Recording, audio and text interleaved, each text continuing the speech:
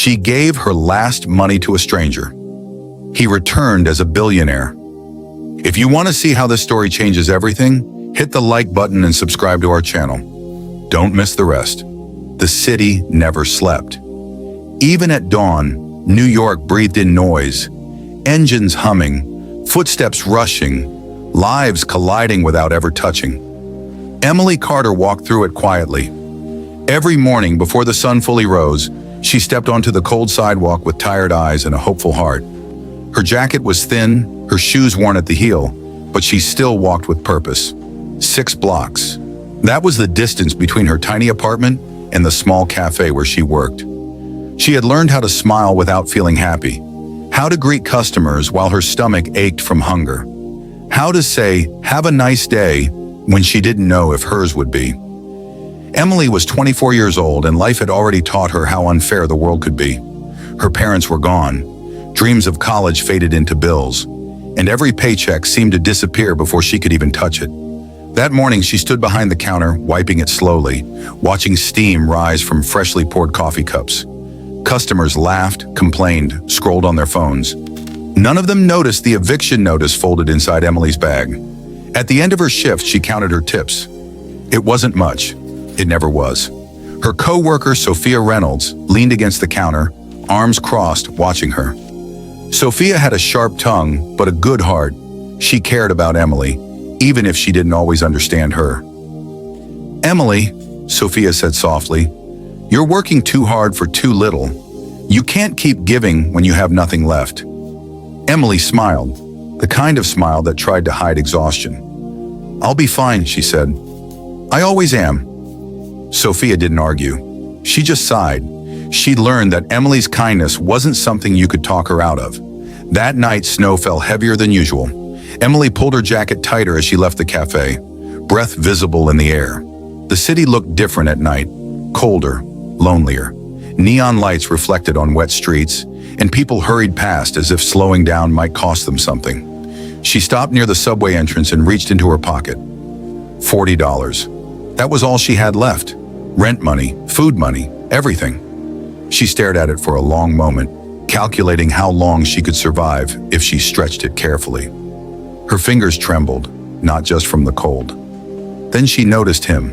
He sat against the wall near the subway stairs, half hidden by shadow. His coat was thin, his shoes soaked through. His head was lowered, but when he looked up, their eyes met. There was something in his gaze that made Emily pause. Not anger, not desperation, just emptiness. People walked past him like he wasn't there. Some pretended not to see. Others glanced and looked away quickly, as if his existence made them uncomfortable. Emily stood frozen, her mind filled with warnings. Be careful. You need that money. Someone else will help him. But no one was helping him.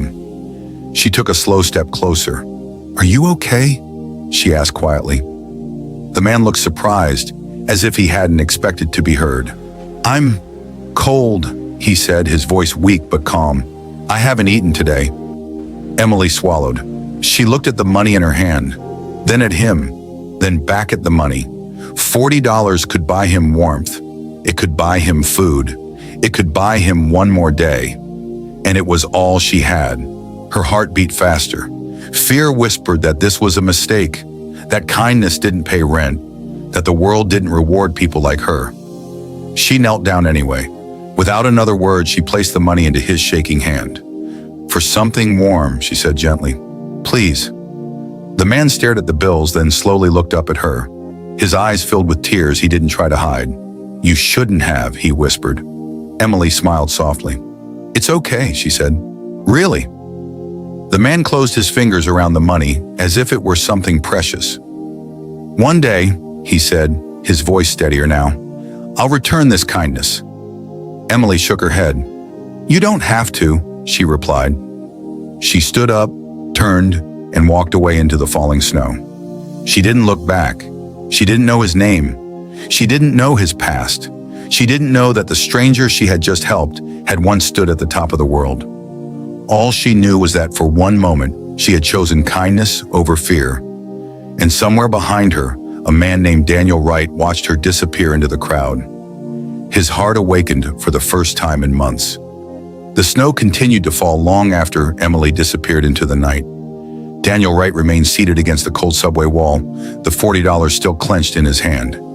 It had been months since anyone looked at him the way she did. Not with pity, not with disgust, but with simple humanity. He stared at the money for a long time, memories flooding back like ghosts he had tried to bury. There was a time when Daniel didn't sit on cold pavement. There was a time when people stood when he entered a room. Glass boardrooms, polished oak tables, large digital screens glowing with numbers that climbed higher every quarter. Daniel Wright had built one of the fastest-growing tech companies in the country. Investors admired him. Magazines called him visionary. Interviews praised his discipline, his intelligence, his bold ideas. He wasn't born rich. He built everything from nothing. And beside him, during that rise, was a man he trusted like a brother. Marcus Hale.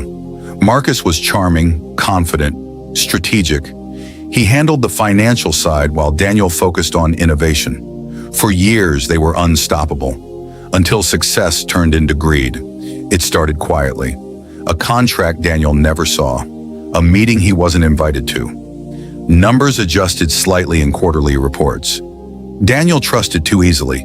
By the time he noticed irregularities, it was too late. One morning, he walked into his own office and found security waiting for him. He was handed documents accusing him of fraud, funds misallocated, signatures forged, evidence carefully constructed.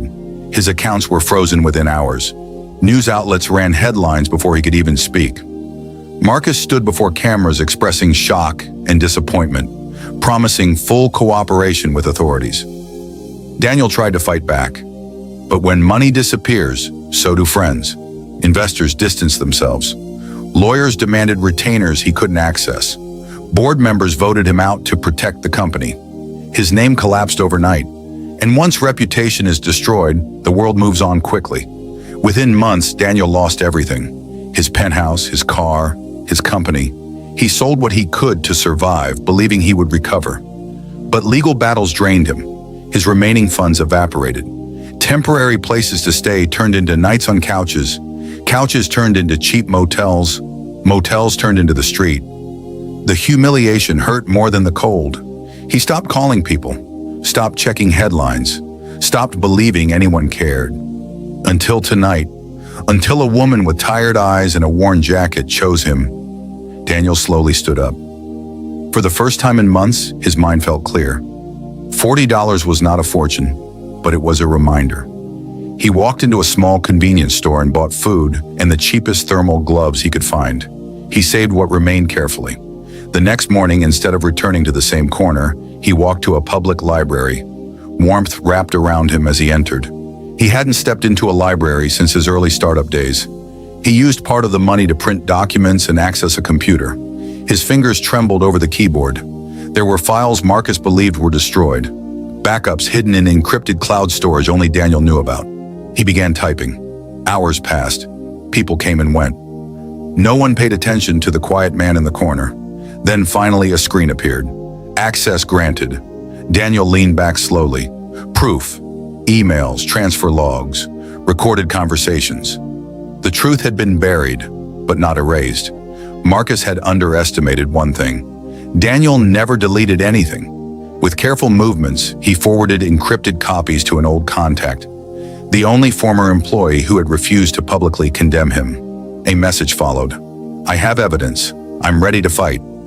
He didn't expect a reply, but minutes later, his inbox refreshed. I knew you weren't guilty. Tell me what you need.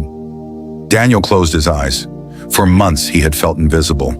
But Emily's kindness had shifted something inside him. It reminded him that the world wasn't entirely cruel. Maybe he had given up too soon. He stepped outside the library into the cold air again. But this time, the cold didn't feel as heavy. Across the city, Emily folded laundry inside her small apartment, unaware that the man she had helped was standing up again. She believed her act was small, forgettable, just another quiet moment in a harsh world. But for Daniel, it was oxygen. And for the first time since everything fell apart, he allowed himself to believe something dangerous. Hope. Weeks passed quietly, no headlines, no announcements, no miracles. Emily's life continued the same way it always had. Slow, heavy, and uncertain. She picked up extra shifts wherever she could. When the cafe closed early, she cleaned offices at night. When cleaning jobs dried up, she babysat for neighbors who barely paid on time. Every night, she returned to her apartment exhausted, collapsing onto the bed without turning on the lights. The eviction notice still sat on the table. She told herself not to think about it. Sophia tried to help. "You can stay with me," she offered one evening, "just until things get better." Emily thanked her, but deep down she felt like a burden. She had spent her life giving. Now she didn't know how to receive. Across the city, Daniel Wright was rebuilding in silence. He slept in modest shelters and cheap hostels, keeping his head down. During the day, he met quietly with the one man who still believed in him. Together, they organized the evidence piece by piece. Every document was verified, every timeline reconstructed, every lie exposed. It wasn't fast, it wasn't easy, but it was real. Daniel contacted investigative journalists anonymously. At first, they were skeptical. His name had been dragged through too much dirt. Then they saw the files. Meetings were scheduled, stories delayed, lawyers consulted, and then slowly, whispers began. A correction buried deep in a business column, an article questioning the original accusations, a podcast hinting that the case had been rushed. Marcus Hale noticed. At first, he laughed it off, but laughter turned into tension. His lawyers called more frequently. Meetings became aggressive. His confidence cracked in private. Daniel watched from a distance. He didn't celebrate. He waited. Meanwhile, Emily reached her breaking point. One afternoon, her landlord knocked on her door. His voice was polite but firm. She had 2 weeks. After the door closed, Emily sank to the floor. She didn't cry loudly. She cried quietly. The kind of cry that happens when you're tired of being strong. She thought about the money she had given away. For the first time, doubt crept in. Not regret, just fear. That night, she stood by her window, looking down at the glowing city streets. "Maybe Sophia was right," she whispered. "Maybe kindness doesn't change anything." Across town, Daniel prepared his final move. He stepped into a modest law office and signed papers that would reopen the case publicly. The next morning, the news exploded. Former tech CEO presents new evidence. Fraud case under review. Shocking emails surface. Daniel's name trended again, but this time differently. Support returned. Old allies spoke out. Legal pressure mounted. Within weeks, the truth became undeniable. Marcus Hale was exposed. His accounts were frozen. His company seized. Warrants issued. Daniel stood outside the courthouse as reporters shouted questions. "Do you have anything to say?" one yelled. Daniel paused. "Yes," he said calmly. "The truth doesn't need noise. It only needs time." The world listened. Investors returned cautiously at first, then eagerly. A new company was launched. Clean, transparent, unstoppable. Money flowed in, but Daniel didn't feel victorious. Not yet. He sat alone one evening, scrolling through old memories until his mind returned to a single moment. A woman in the snow, a gentle voice, a hand offering warmth. He didn't know her address. He didn't know her life. But he knew her name, Emily Carter. And this time, he would find her. The winter air in New York felt sharper than ever, but Emily barely noticed. Her life had become a series of long days and longer nights. She woke before sunrise, worked until her hands were sore, and returned to an empty apartment that smelled faintly of old bread and laundry detergent. She had learned to survive, but not to live. One evening, a letter slid under her door. The envelope was thick, embossed, and smelled faintly of lavender. It read only one thing.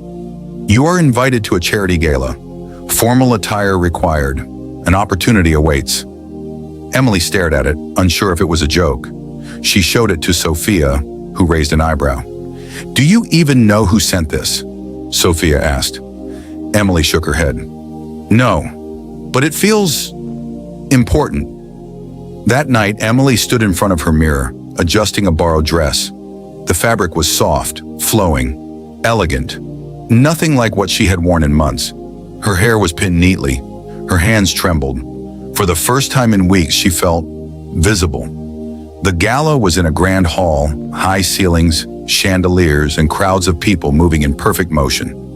Waiters glided past with champagne, laughter echoed, and cameras flashed constantly. Emily felt small, invisible, yet painfully exposed.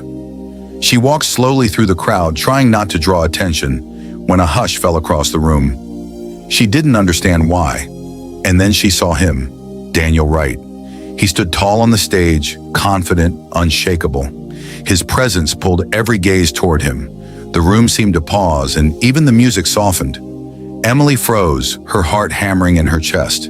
Daniel spoke. His voice carried across the hall with warmth and authority. "Ladies and gentlemen, tonight I want to tell a story." He paused, letting the room lean in. "When I had nothing, when the world had turned its back, one woman gave me everything she could." Emily's eyes widened. He continued, stepping forward, his gaze finding hers immediately. Her name is Emily Carter. Every head turned. Cameras snapped. Whispers filled the air. Emily felt like she might vanish into the floor. "Emily," Daniel said, lowering his voice just for her, "you didn't know who I was. You didn't know my story. You only knew I was human, and that was enough." Tears welled in her eyes. She shook her head, unable to speak.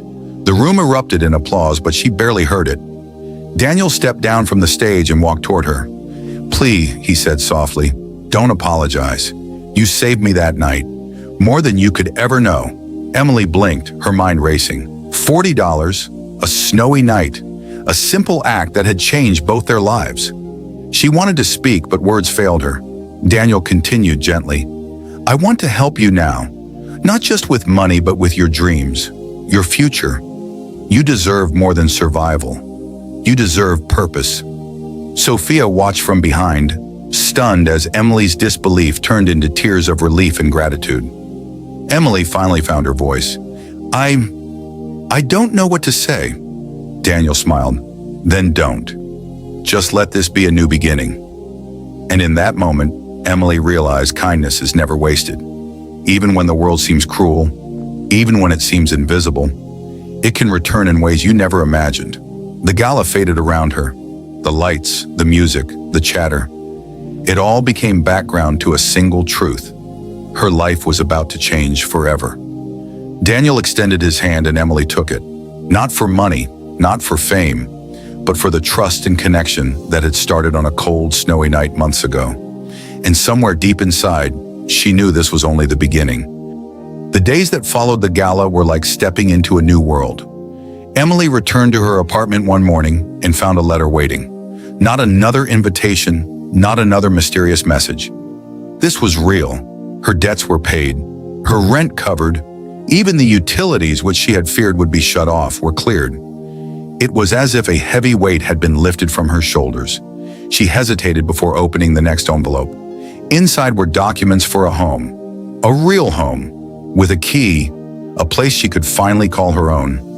And then came the final surprise, an invitation to join Daniel's new foundation. He wanted her involved, not as a token gesture, but as a partner. Someone who understood the value of kindness. Someone whose heart had remained true when the world had abandoned him. Emily felt tears burn her eyes. For so long, she had wondered if being good was a mistake, if giving when she had nothing mattered. Now she understood. Daniel's voice echoed in her memory. "You saved me, more than you could ever know." She looked out at the city skyline from her new apartment window.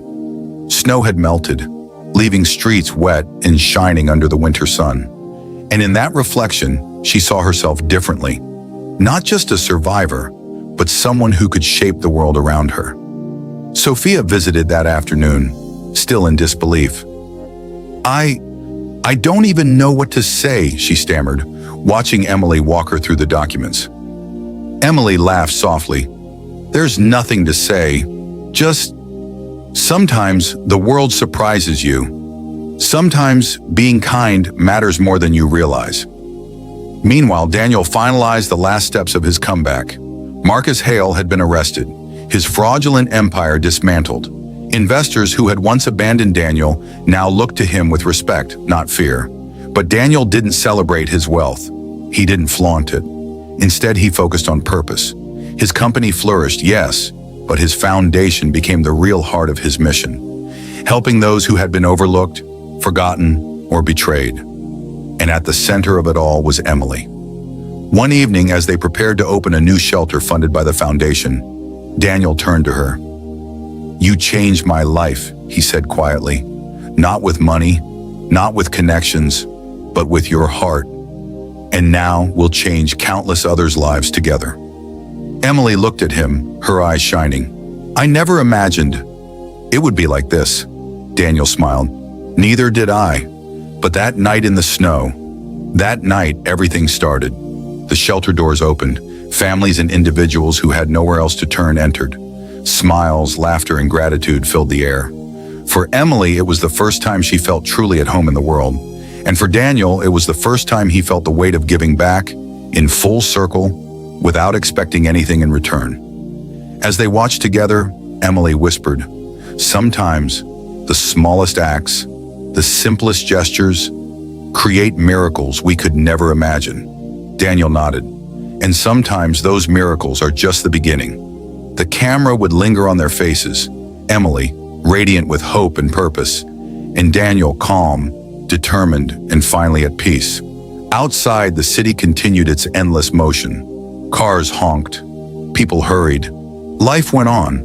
But inside that moment, for Emily and Daniel, the world had stopped just long enough to show that kindness, courage, and trust could change everything. And as snow gently began to fall again, Emily knew this was more than an ending. It was the start of everything. Months passed, but the memory of that snowy night never left Emily. She would sometimes walk through the city streets, watching people pass, just as she had once done herself. And she saw it differently now. Not as a cold, indifferent world, but as a place where even the smallest act could create ripples far beyond imagination. The foundation thrived. Families found shelter, meals were shared, children laughed in spaces where laughter had once been absent. Emily and Daniel worked tirelessly, side by side, planning every initiative, every outreach, ensuring no one felt invisible again.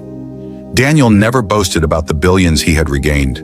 His power was quiet, deliberate, used only to protect, to heal, and to create opportunity.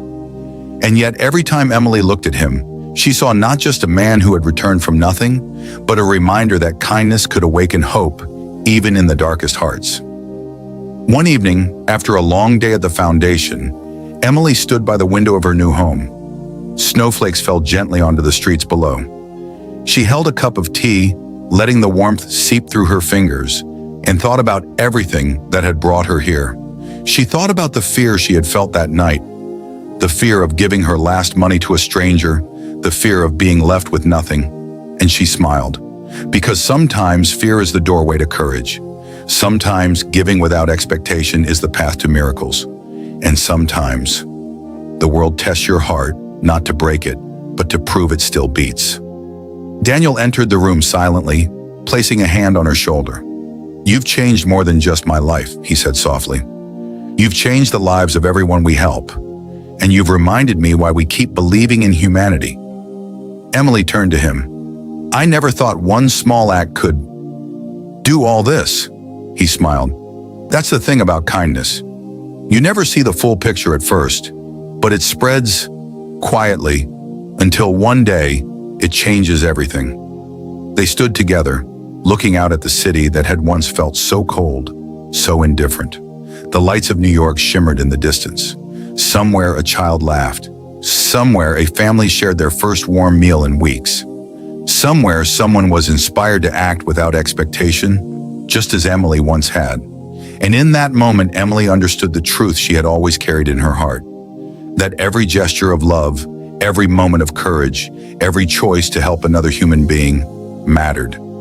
Not because it would always be noticed, but because it had the power to create miracles. The camera would linger on their faces, calm, hopeful, determined. Two souls forever changed by a single night of courage, trust, and kindness.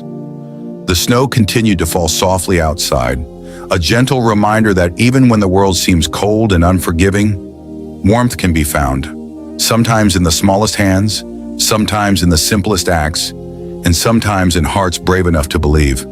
Emily whispered almost to herself, "Sometimes the world tests you, not to break you, but to show you how strong your heart really is." Daniel squeezed her shoulder, and together they turned to face the foundation, the lives they were changing, and the endless possibilities ahead. Fade out. The story wasn't just about loss or gain. It wasn't about money or fame. It was about humanity, and the truth that kindness, even when unseen, is never wasted. The end was only the beginning. Thanks for watching. Please, it will be a great thing to subscribe to our channel.